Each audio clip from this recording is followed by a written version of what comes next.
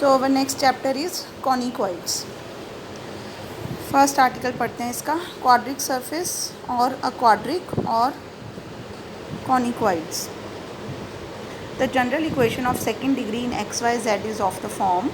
अभी तक ये इक्वेशन हम बार बार पढ़ के आए हैं। This is the most general equation of second degree, that is a x square plus b y square plus c z square plus 2f(y)z plus 2g(z)x plus 2h(x)y plus 2ux plus 2vy plus 2wz plus d is equal to 0, where a, b, c, d, f, g, h, u, v, w are real constants and at least one of them is non-zero.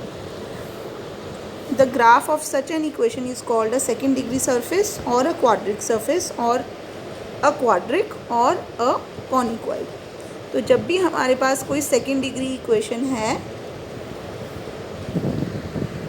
in 3D, so that second degree is representing a conicoid. In the above equation, at least one constant is not zero. Dividing by this non-zero, so out of these 9 constants, they are saying at least one is not zero. तो जो भी आपका एक non zero constant होगा, कुछ भी हो सकता है, वो बोल रहे हैं a B c f ji h u we डब्ल्यू में से, यू वी डब्ल्यू एंड डी में से कोई भी एक नॉन ज़ीरो कांस्टेंट हो सकता है।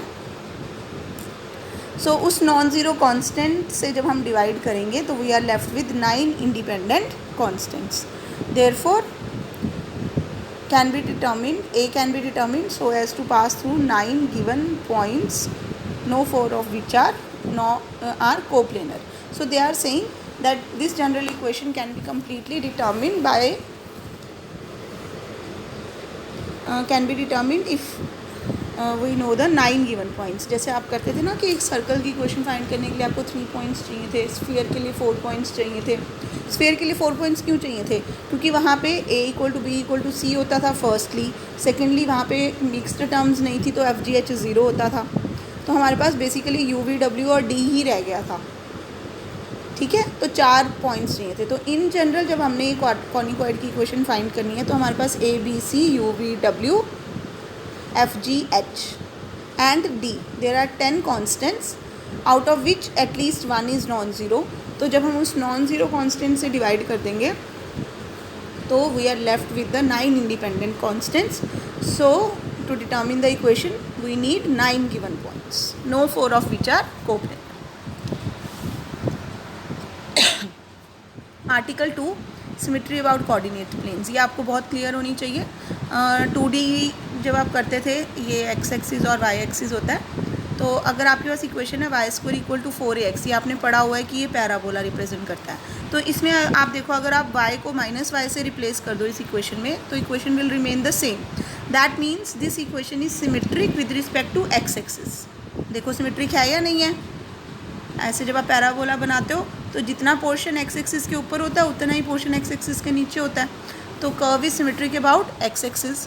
बट अगर हम इसमें एक्स को माइनस एक्स से रिप्लेस करते हैं तो इक्वेशन चेंज हो जाती है, तो एक दूसरा इनफैक्ट हमारे पास दूसरा पैराबोला बन जाता है। So this curve is not symmetric about y axis. Similarly आप अपवर्ड पैराबोला ले लो, x square is equal to 4ay, x square is equal to 4ay में जब आप एक्स को माइनस एक्स से रिप्लेस करोगे equation will remain the same. That means the curve is symmetric about y axis. Similarly अगर मैं एक curve लेती हूँ x square plus y square equal to A square, इसमें अगर हम x को माइनस एक्स और y को माइनस वाई दोनों को चेंज करें तो जो इक्वेशन है वो सेम रह रही है, कोई फ़र्क नहीं पड़ रहा। That means this equation is symmetric with respect to x axis as well as with respect to y axis. So ऐसी इक्वेशंस को हम बोलते हैं सिमेट्रिक अबाउट द ओरिजिन। तो ये देखो, जब आप एक सर्कल बना रहे हो तो ये जितना एक्स एक्सिस के ऊपर है कर्व उतना ही एक्स एक्सिस के नीचे है, जितना वाई एक्सिस की राइट हैंड साइड पे है उतना ही वाई एक्सिस की लेफ्ट हैंड साइड पे है। So such type of curves are known as symmetric with respect to the origin. So similarly यहाँ पे बताया उन्होंने symmetry about the yz plane. So अगर हमारे कर्व में हमारी इक्वेशन में हम x को माइनस एक्स से चेंज कर रहे हैं, the equation of the surface remains unchanged. The surface is symmetrical about the yz plane. अगर y को माइनस वाई से चेंज करने से सेम है तो symmetrical about zx plane. z को माइनस z से रिप्लेस करने से इक्वेशन सेम है, so symmetrical about the x y plane. Then article 3 the principal planes and principal directions. So diametral plane, the locus of the midpoints of a system of parabola parallel chords of a conicoid is a plane called a diametral plane. So again आपने parabola के case में किया था. Diameter of a parabola कैसे करते थे, अगर आपको याद हो कि अगर हम सिस्टम ऑफ पैरेलल कोड्स लेते हैं तो उनके मिड पॉइंट्स का locus was known as the diameter of the parabola. So वो 2 डिमेंशन था. So this diameter was a line. In 3D, when we take locus of midpoints of system of parallel chords of a conicoid, then that is a plane, and that plane is known as diametral plane. Then a diametral plane which is at right angles to the chords which it bisects. Diametral plane which is at right angles to the chords which it bisects is a principal plane.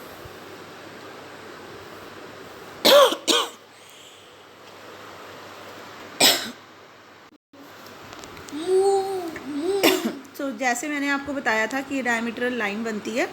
So 3D में डायमीट्रल plane बनता है. So this diametral plane, ये इस case में ये जो डायमीट्रल plane है ये परपेंडिकुलर टू द कोड्स नहीं है. It is just bisecting the system of parallel chords. But they are saying if this diametral plane is perpendicular to the chords bisected by it, कि अगर आपकी कोड्स ऐसे होती, in that case this diameter line is perpendicular to this system of parallel chords. So similarly, if this diametral plane is perpendicular to the system of parallel chords which it is bisecting, then that plane is known as the principal plane. And direction of normal to the principal plane is called a principal direction. So next is Article 4, classification of quadric surface. Quadric surfaces are of two types, degenerate quadrics and non degenerate quadrics. तो ये आपको बहुत clarity होनी चाहिए.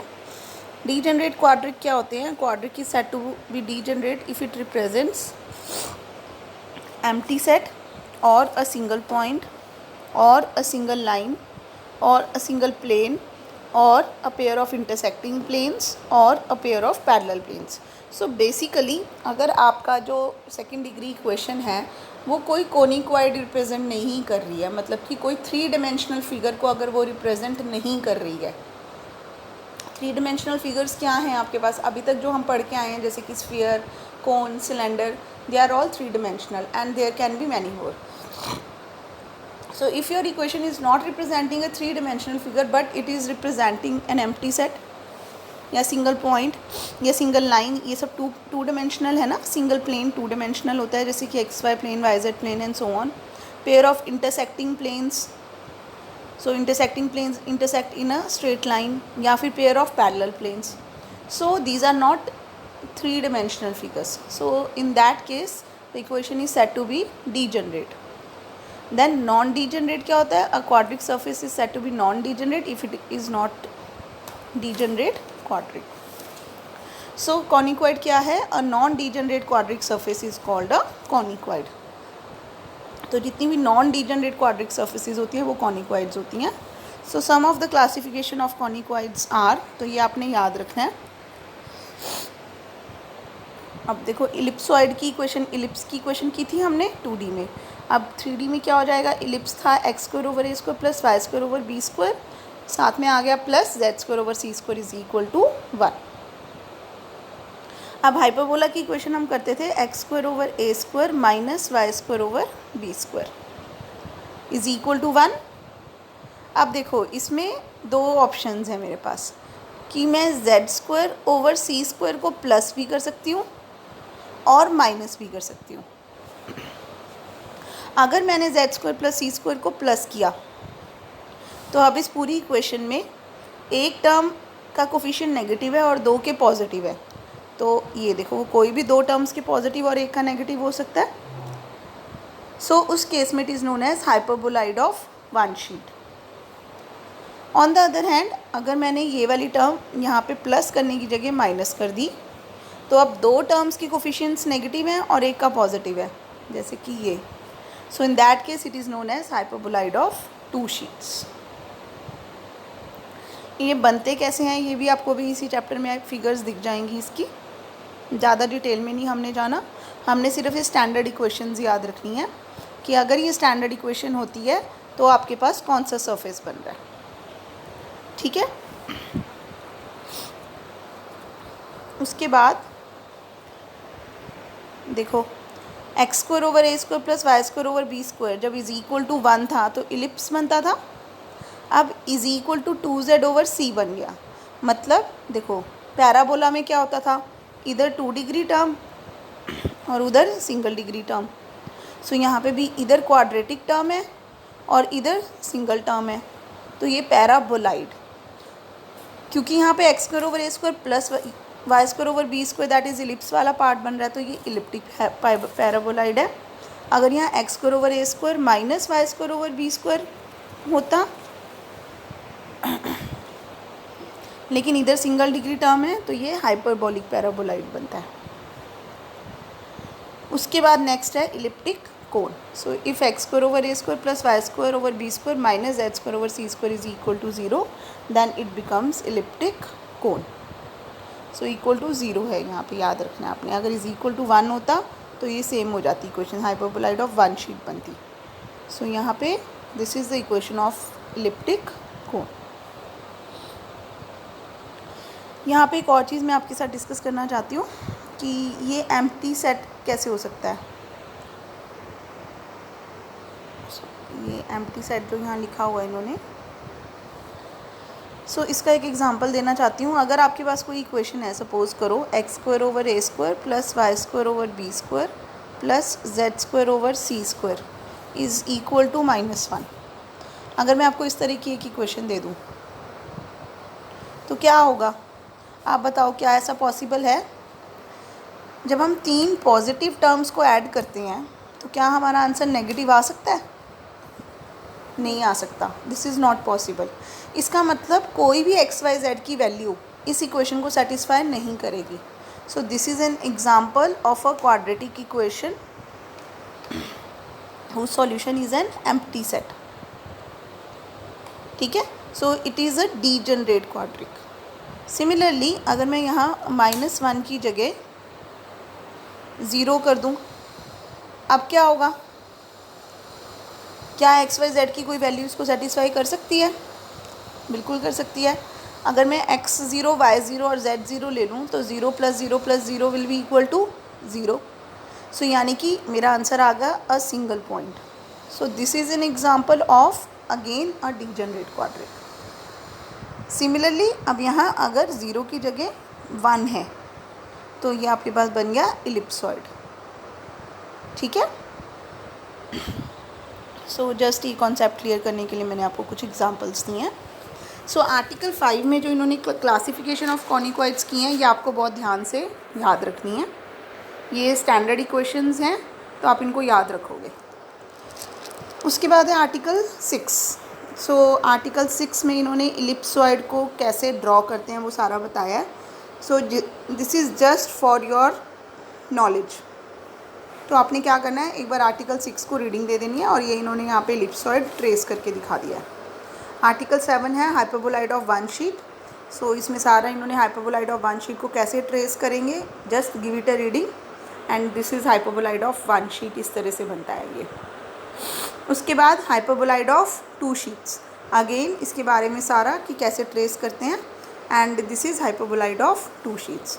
So article 8 को भी आपने reading कर देनी है। इसके बाद आता है आर्टिकल 9।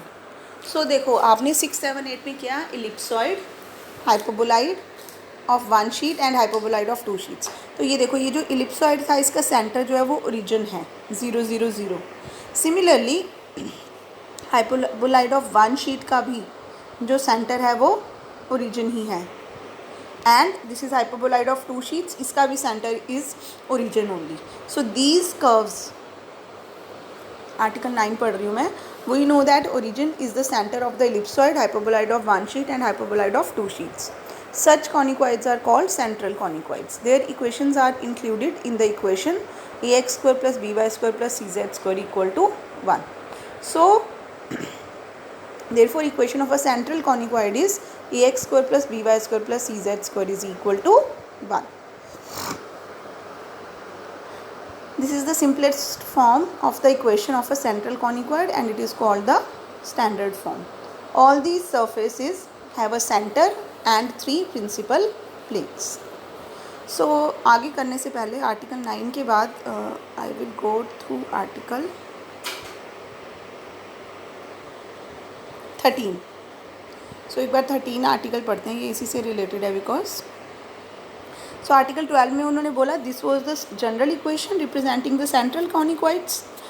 सो यहाँ पे देखो क्या होता है, आपके पास कैसे रिप्रेजेंट करता है सेंट्रल कॉनिक्वाइड्स को। अगर आपके पास ए बी सी तीनों पॉजिटिव हैं तो आप इसको इलिप्सॉइड की इक्वेशन के साथ कंपेयर कर सकते हो। इसका मतलब it represents the central conicoid which is ellipsoid. अगर ए बी सी में से when one of a B c is negative and other two are positive, तो इसका मतलब आपके पास इस तरह की कोई इक्वेशन आएगी, x square over a square plus y square over b square minus z square over c square equal to 1। So you will get hyperboloid of one sheet. अगर कोई दो पॉजिटिव है, one of ABC was negative. Now if any two of ABC is negative, when two of ABC are negative and third is positive, then it can be compared with x square over a square minus y square over b square minus z square over c square is equal to 1. So it represents central conicoid which is hyperboloid of two sheets. ठीक है। सो तीनों negative नहीं हो सकते क्योंकि अगर a B C तीनों ही negative होंगे फिर तो नेगेटिव कॉमन आके राइट हैंड साइड पर चला जाएगा, इज इक्वल टू -1 बन जाएगा। And again sum of 3 positive numbers can not be negative, so वो पॉसिबल नहीं है। So that is why they are saying in article 9 that standard equation of the central conicoids is represented by ax square plus by square plus cz square is equal to 1. इसके बाद article 10 है elliptic paraboloid. इसमें again इन्होंने elliptic paraboloid ये trace करके दिखाया है, just give it a reading.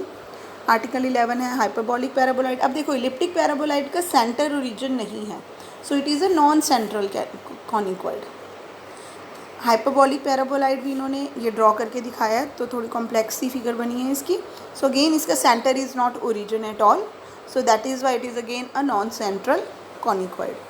उसके बाद इलिप्टिक कोन, ये इलिप्टिक कोन बनाया है इन्होंने।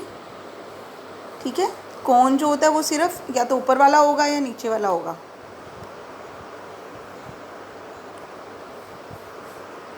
सो this is the figure of elliptic कोन।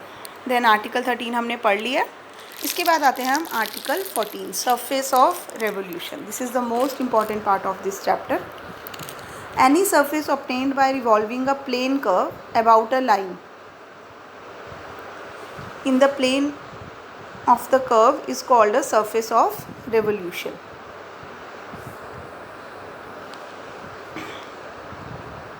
देखो surface of revolution क्या होता है।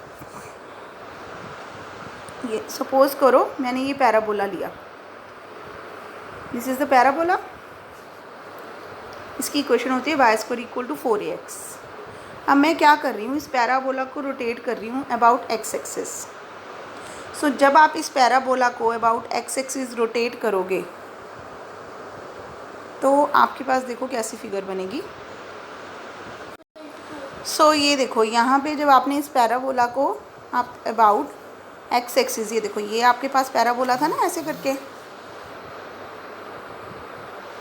ये ऐसे करके आपके पास पैराबोला था। इसको जब आपने अबाउट x एक्सिस रोटेट किया तो आपके पास इस तरह की एक फिगर बन गई है। सो पैराबोला वॉज 2 डिमेंशनल, लेकिन उसको रोटेट करके आपके पास जो नई फिगर बनी है that is a 3 dimensional. So this is known as surface of revolution, क्योंकि ये जब आपने पैराबोला को किसी 2 डिमेंशनल फिगर को अबाउट सम एक्सिस रिवॉल्व किया या रोटेट किया तो उससे ये सरफेस जनरेट हुई है। So this is known as surface of revolution. तो हमारा नेक्स्ट टॉपिक यही है कि हमने सरफेस ऑफ रेवोल्यूशंस की इक्वेशन फाइंड करनी होती हैं। सो यहाँ पे मैं आपको यही समझा रही हूँ कि हम सरफेस ऑफ रेवोल्यूशन की इक्वेशंस कैसे निकालते हैं। बहुत इजी कॉन्सेप्ट है, थोड़ा सा ध्यान से सुनोगे आप इसको। देखो जब मैं 2 डिमेंशनल लेती हूँ, ये मैंने एक 2 डिमेंशनल लिया x axis and y axis and this p x y is any point in the plane. तो क्योंकि ये 2 डिमेंशनल है तो इसके कोऑर्डिनेट्स होंगे x y। तो इसका परपेंडिकुलर डिस्टेंस, अगर आप इस पॉइंट का perpendicular distance from x axis निकालोगे तो क्या होगा परपेंडिकुलर डिस्टेंस, ये वाला डिस्टेंस y होगा या नहीं होगा। ठीक है, so the p is equal to y। in two dimension, if P is any point in the plane, then perpendicular distance of that point from x-axis is y. Now say we have moved to the space. तो जब हम space में चले गए तो हमारे पास x और y के साथ z एक्सिस भी आ गया. Now let p x y z is any point in the space. ठीक है, अब ये स्पेस में पॉइंट है और आपको इसका परपेंडिकुलर डिस्टेंस निकालना है फ्रॉम द एक्स एक्सिस. सो देखो इक्वेशन ऑफ एक्स एक्सिस क्या होती है, ये आप दो तरह से निकाल सकते हो. वैसे तो परपेंडिकुलर डिस्टेंस तो आपकी बुक में थोड़ा डिफरेंट तरीके से किया है, मैं आपको वो भी एक्सप्लेन कर दूंगी. मैंने थोड़ा डिफरेंट किया तो पहले आप ऐसे देख लो इसको. So equation of x axis क्या होती है, यही होती है ना, एक्स एक्सिस जो है वो 0 0 0 से पास कर रही है ओरिजिन से, और इसके डायरेक्शन को साइंस होते हैं 1 0 0. सो ये आ गई आपके पास इक्वेशन ऑफ एक्स एक्सिस. अब आपको इसका परपेंडिकुलर डिस्टेंस निकालना है, किसका, एक्स वाई जेड का परपेंडिकुलर डिस्टेंस निकालना है एक्स एक्सिस के साथ. तो हमने सिलेंडर वाले चैप्टर में देखा था कैसे निकालते हैं. जिस पॉइंट का डिस्टेंस निकालना होता है उस पॉइंट को हम लाइन की इक्वेशन में पुट करते हैं. तो यहाँ पे एक्स वाई जेड का ही निकालना है, तो यहाँ एक्स वाई जेड पुट कर दिया. उसके बाद क्रॉस मल्टीप्लाई करना है.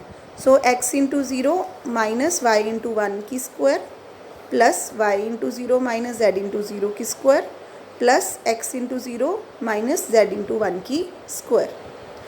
सो पूरे का अंडर रूट. तो परपेंडिकुलर डिस्टेंस क्या आ गया, under root y square plus z square. So यहाँ से हमें ये पता लगता है कि जब हमने इस किसी भी कर्व को अबाउट एक्स एक्सिस रोटेट किया तो हमारा जो एक पॉइंट था कर्व के ऊपर, एक जनरल पॉइंट था प्लेन में, वो जब स्पेस में चला गया, पॉइंट रोटेट करने से पॉइंट स्पेस में चला गया, तो जो perpendicular distance from x axis जो पहले y था वो क्या बन गया, under root y square plus z square. So यही बस हमने करना है. अब जब मुझे इस जो आपके पास एक इस पैराबोला को रोटेट करने से हमने देखा था अभी कि यहाँ हमारे पास एक 3 डिमेंशनल फिगर बन गई थी. अब मुझे इसकी इक्वेशन निकालनी है, तो मैं क्या करूँगी, ये इक्वेशन ऑफ पैराबोला थी, इसमें मैं y को under root y square plus z square से रिप्लेस कर दूँगी. तो जब आप रिप्लेस करोगे तो आपके पास बनेगा ये y square plus z square is equal to 4ax. देखो यहाँ पे y की जगह जब आप under root of y square plus z square डालोगे तो वाई स्क्वायर है ना, तो y square plus z square equal to 4ax बन गया. ये किसकी इक्वेशन है अगर आप स्टैंडर्ड इक्वेशंस के साथ कंपेयर करो, क्योंकि इधर 2 डिमेंशन है इधर 1 डिमेंशन है, तो ये पैराबोलाइड है और राइट हैंड साइड पे ये सर्कल बन रहा है. So it is a circular paraboloid. So ये आपके पास सर्कुलर पैराबोलाइड की इक्वेशन आ गई. ठीक है, सो आई होप आपको ये कॉन्सेप्ट समझ आ गया होगा. इसी तरह से सिमिलरली ये तो रोटेशन अबाउट एक्स एक्सिस थी. अब सपोज करो आपने रोटेशन अबाउट वाई एक्सिस करनी होती. अब अगर आप इस कर्व को अबाउट वाई एक्सिस रोटेट करोगे तो आपके पास यहाँ पे ऐसे करके कुछ कर्व बनेगा इस तरह से. ठीक है, अब इसकी इक्वेशन निकालनी है आपने. सो हम क्या करेंगे, Y square equal to 4ax में आप क्योंकि अबाउट वाई एक्सिस रोटेट कर रहे हैं तो हम x को, ये देखो मैंने लिखा हुआ है यहाँ, x को रिप्लेस करेंगे under root x square plus z square से. सो यानी कि ये जो हमारे पास एक नई फिगर बनी है, नया सरफेस ऑफ रेवोल्यूशन बना है, इसकी इक्वेशन क्या आ जाएगी, y square is equal to 4a under root x square plus z square. आप इसको ऐसे भी छोड़ सकते हो, आप इसकी स्क्वायरिंग भी कर सकते हो. सो बेसिकली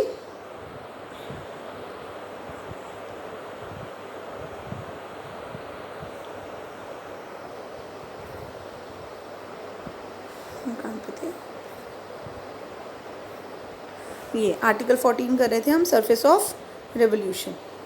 सो अब एक बार दोबारा पढ़ते हैं इसको. Any surface obtained by revolving a plane curve about a line in the plane of the curve is called a surface of revolution.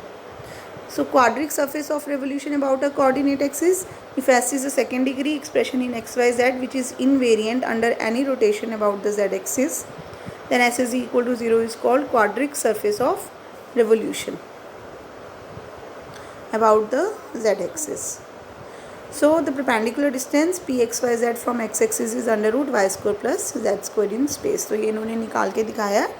तो इन्होंने क्या किया कि p स्पेस में जब पॉइंट चला गया, अब जब आपने परपेंडिकुलर डिस्टेंस निकालना है इसका, तो pm is the perpendicular distance तो ये कैसे आएगा, p m is equal to under root o p square minus o m square करके, तो भी इनका आंसर जो है वो सेम आ गया। ठीक है, तो ये मैंने अब आपको अच्छे से एक्सप्लेन कर दिया है सारा। अब आर्टिकल 15 में उन्होंने अलग अलग रेवोल्यूशंस लेके दिखाई हैं। रेवोल्यूशन अबाउट जेड एक्सिस, अच्छा ये आपने ध्यान रखना है दैट अगर आपका जो कर्व है वो एक्स वाई प्लेन में लाई करता है तो you can rotate it about x axis और y axis only, z axis के अबाउट नहीं फिर आप रोटेट कर सकते ना। एंड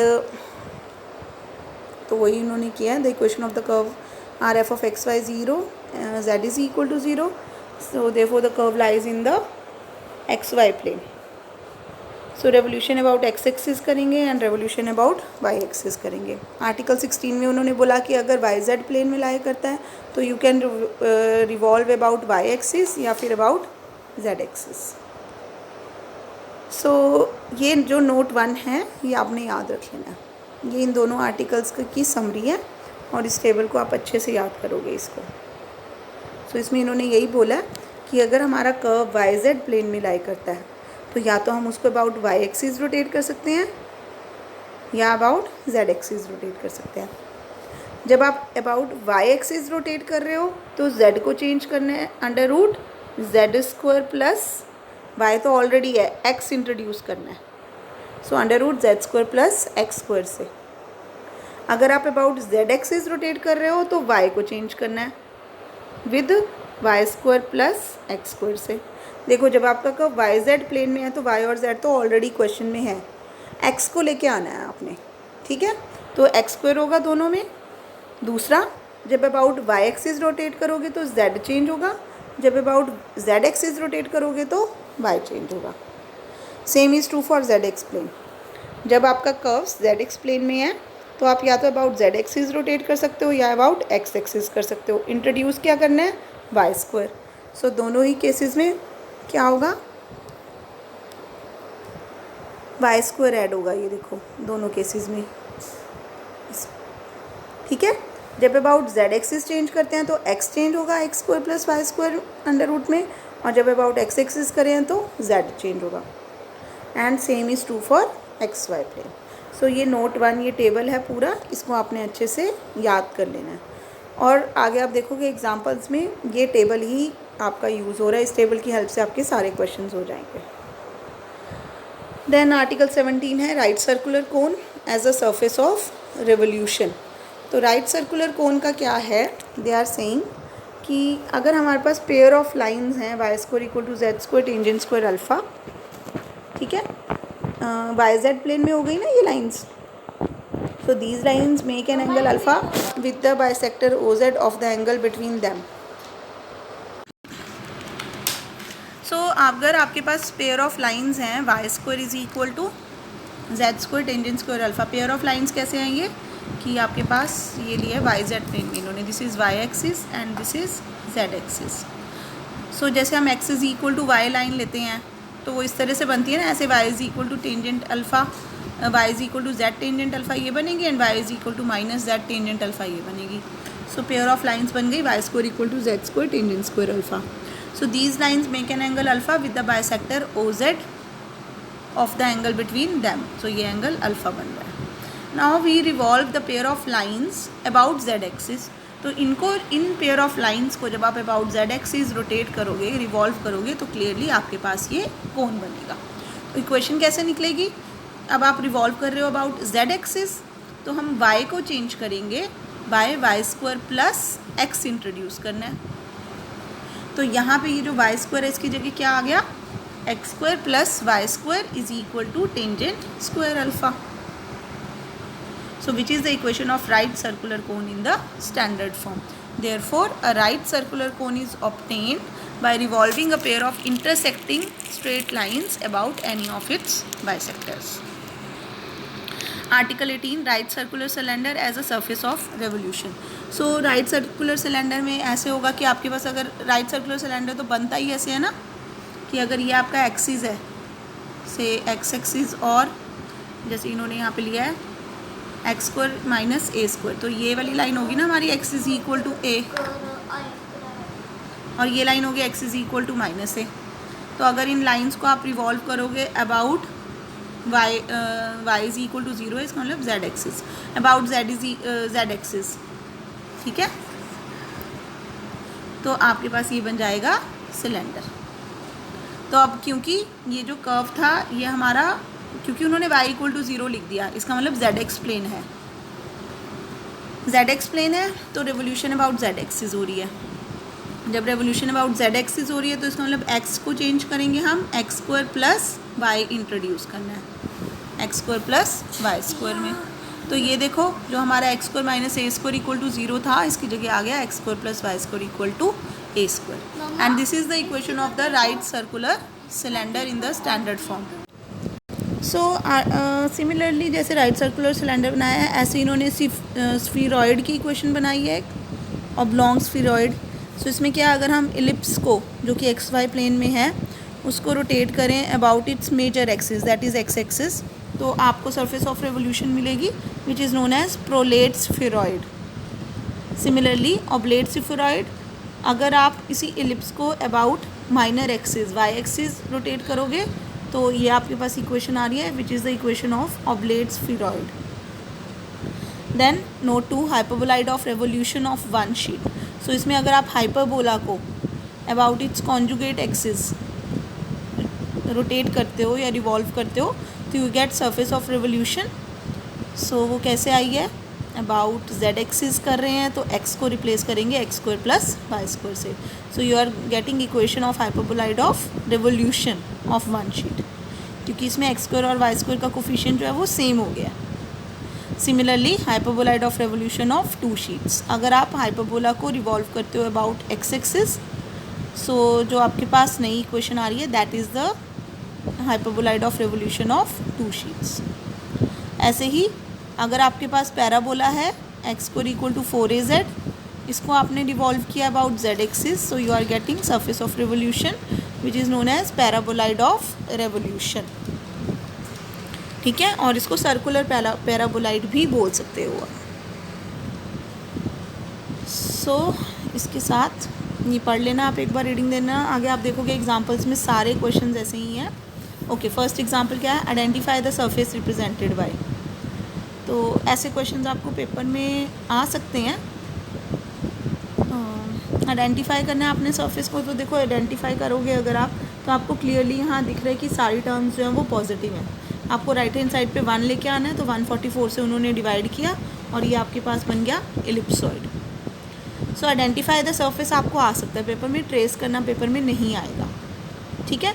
सो इन्होंने यहाँ ट्रेस भी करके दिखाया, वो आपको नहीं करने की ज़रूरत, एक बार पढ़ना है आपने अपने लिए पढ़ लेना। Also find the area of the plane curve in which y is equal to 2 cuts it. तो जब आपको ये मिल गया, ये इन्होंने यहाँ पे ट्रेस कर दिया,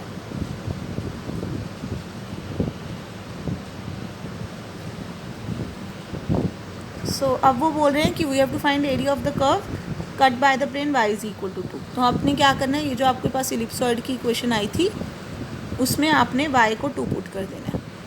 सो y को 2 पुट करने से ये बन गया, और ये क्या है, ये 3/4 से आप डिवाइड कर दो इसको, तो ये एक इलिप्स की इक्वेशन आ गई इन z एक्स प्लेन, और एरिया ऑफ इलिप्स क्या होता है, पाई ए बी। तो एरिया ऑफ कर्व आपको ये मिल गया पाई इंटू ए, ये ए स्क्वायर है और ये बी स्क्वायर है, so pi into a into b करके this is the area of the curve. तो पेपर में अगर आपको आएगा तो इतना ही आएगा कि identify the surface represented by this, also find the area of the plane curve in which y is equal to 2 cuts it. आगे आ गया एग्जाम्पल नंबर 2। सो एग्ज़ाम्पल नंबर 2 जो है मैं सारा कुछ आपसे डिस्कस कर चुकी हूँ। एक बार मैं इसका फर्स्ट पार्ट आपको पूरा पढ़ के बता देती हूँ। पेपर में ऐसा क्वेश्चन आपको आ सकता है, आएगा तो आपने एग्जैक्टली ऐसे ही लिखना है जैसे इन्होंने लिखा है। Write down the equation of the surface of revolution obtained by rotating the curve y square equal to z x equal to 0 about z axis. So the equation of the, ये parabola की equation बन रही है, y square equal to z। The parabola lies in the yz plane. The equation of the parabola in yz plane is y square equal to z. So let p y z be any point on the parabola in the yz plane. Now as a भी नहीं आना था, यहाँ पे आना था as, जैसे यहाँ पे लिखा है इन्होंने। इन्होंने as. So as the parabola revolves about z axis, the point p y comma z in the y z plane becomes the point p x y z in space. Therefore, the perpendicular distance pyz from the axis of revolution, that is the z axis, is equal to y, becomes the perpendicular distance of pxyz from z axis, which is under root x square plus y square. So changing y to under root x square plus y square in this equation, we will get x square plus y square equal to z, which is the required equation of the surface of revolution. तो आप एक बार वो note याद कर लोगे तो सारे इसके पार्ट्स जो हैं वो बिल्कुल ऐसे ही हैं और आपने इसको कर लेना है. ओके, इसका लास्ट पार्ट थोड़ा सा डिफरेंट दिख रहा है मुझे. Fourth part, rotating the curve y square equal to 4x that is equal to 0 about the tangent at the vertex. So कोई प्रॉब्लम नहीं, आपको पता है ये जो पैराबोला है इसकी टेंजेंट एट वर्टेक्स क्या होती है, वाई एक्सिस ओनली. सो इसमें आपने अबाउट वाई एक्सिस रिवॉल्व करना है. So example 2 you will be able to do. Then example number 3 है, find the equation of the surface generated by revolution of the circle about x axis. So जब आप about x axis इसको revolve कर रहे हो तो y will change to y square plus z square का under root. ठीक है, लिखना कैसे है, सारे स्टेप्स लिखने हैं आपने जैसे इन्होंने लिखे हुए हैं, and hence you will get the required answer. Then fourth example है, identify the surface. So identify करनी आपको आती हैं सर्फेसिस. इसमें कोई मिक्स्ड टर्म तो है नहीं है फोर्थ एग्जाम्पल में. तो जब आपके पास मिक्स्ड टर्म नहीं होती तो आप क्या करोगे, completing the square. Completing the square करने से पहले इनके कोफिशिएंट्स, सो सबसे पहले x वाली टर्म्स कलेक्ट की, y वाली, z वाली एंड कांस्टेंट टर्म. फिर यहाँ से आप x स्क्वायर का कोफिशिएंट 1 बनाने के लिए 4 कॉमन लोगे, इसमें 9 कॉमन लोगे, ये एज इट इज़. अब यहाँ कंप्लीटिंग द स्क्वायर किया, सो यहाँ पे जब प्लस 9/16 कर रहे हो तो माइनस 9/16 इंटू 4 होगा.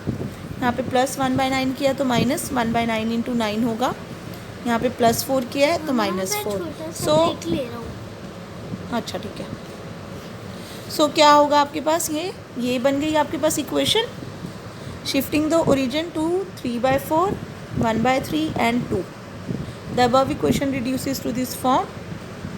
अब ये देखो ये कैसी इक्वेशन आई है, sum of 4 positive numbers is equal to 0 which is not possible at all.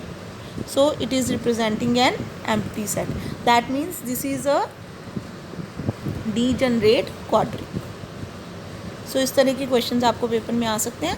आगे फिफ्थ एग्जांपल भी ऐसे ही है, कोई मिक्स्ड टर्म नहीं है तो कंप्लीटिंग द स्क्वायर किया. कंप्लीटिंग द स्क्वायर करने के बाद शिफ्टिंग द ओरिजिन करके they are getting x square plus 4y square plus 9z square is equal to 0. So आपको पता है 0 0 0 is the only point satisfying this equation. So it is representing a single point. उसके बाद sixth example है, reduce this equation into standard form and identify the quadric surface represented by it. Again completing the square करके shifting of origin किया तो we are getting x square plus y square minus 4z square equal to 22. So which is hyperboloid of one sheet. Then example number 7 में सब में identification of curves करनी है in the same way. Completing the squares करने हैं, shifting the origin करना है. So you will be getting respective surfaces.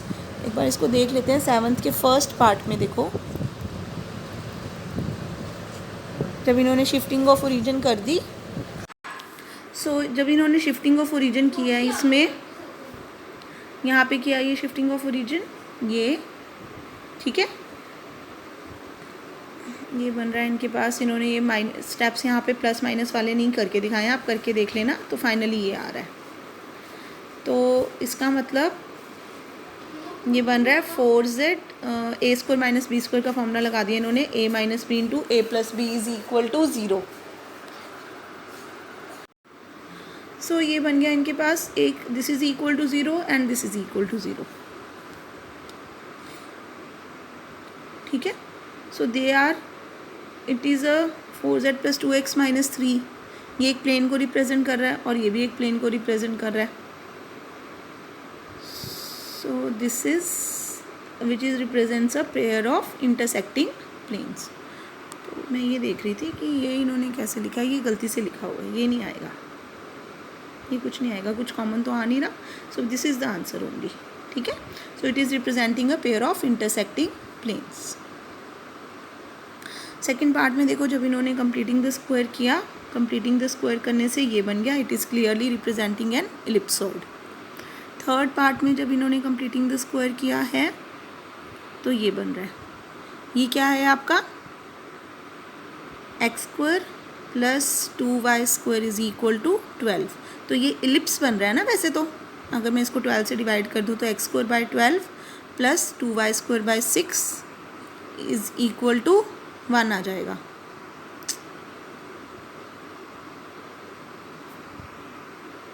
ऐसे आ जाएगा। सो ये इलिप्स बन रहा है, लेकिन यहाँ पे साथ में z इज इक्वल टू 0 नहीं लिखा हुआ। So z is equal to 0 नहीं लिखा हुआ है, इसका मतलब z can take any value. So it is a cylinder, but it is an elliptic cylinder. तो ये इंपॉर्टेंट पॉइंट है जो आपने याद रखना है। नेक्स्ट है आपके पास ये वाली सरफेस बन गई है कंप्लीटिंग द स्क्वायर करने के बाद। सो उसमें अगेन आप देखोगे राइट हैंड साइड पे आपके पास 1 डिग्री टर्म है और लेफ्ट हैंड साइड पे क्वाड्रेटिक है और वो इलिप्स बना रही है। So it is an elliptic paraboloid. Fifth part में कंप्लीटिंग द स्क्वायर करने के बाद बना है hyperboloid of one sheet. Then example number 8, reduce the following equation to the standard form and identify the curve. So again अच्छा, अब इसमें mixed term आ गई है, पर ये 2 डिग्री कर्व है तो कोई प्रॉब्लम नहीं है। मिक्स टर्म हमें आती है रिमूव करनी using the formula tangent 2 theta equal to 2h over a minus b। So tangent 2 theta equal to 2h over a minus b use करके टेंजेंट थीटा की वैल्यू निकाली, साइन कॉस निकाले। जो हम 2D में रोटेशन ऑफ एक्सिस कर रहा था हमने वो कॉन्सेप्ट यूज़ करके मिक्स्ड टर्म को एलिमिनेट कर दिया। सो मिक्स टर्म को एलिमिनेट करके we are getting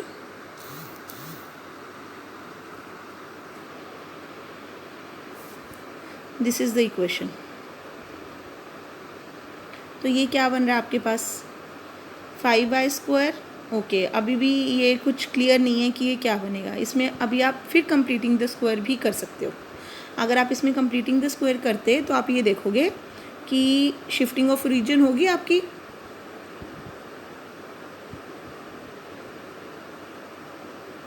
so 5y square है ना, 5 कॉमन लोगे, y square plus 8/5 under root 5y, ठीक है, is equal to 12 under root 5x plus 16। What I want to say is, जब आप इसमें कंप्लीटिंग द स्क्वायर करोगे तो यहाँ पे आपके पास क्वाड्रेटिक टर्म आ रही है और लेफ्ट हैंड साइड पे 1 डिग्री टर्म आ रही है। So it is a parabola, ठीक है। सो पैराबोला बन जाएगा आपके पास ऑफ द टाइप से 5y dash square equal to कुछ भी x के साथ कुछ भी आएगा आपके पास जब आप शिफ्टिंग ऑफ ओरिजिन करोगे। तो ये पैराबोला बना ना, लेकिन z is not equal to 0 here, that means z can take any value. तो आप इसको पैराबोला ना लिख के क्या लिखोगे, पैराबोलिक सिलेंडर। तो यही छोटी छोटी चीज़ों का आपने ध्यान रखना है। सो इसके बाद आगे एक्सरसाइज 5A है, ये आपको करनी है अपने आप। इसके बाद मिसलेनियस एक्सरसाइज है एंड इसके साथ आपका ये 5th चैप्टर जो है वो कंप्लीट हो गया। So practice the exercise as well as miscellaneous exercise so that the concept will be clear to you. The more questions you will practice, the more the concept will be clear to you.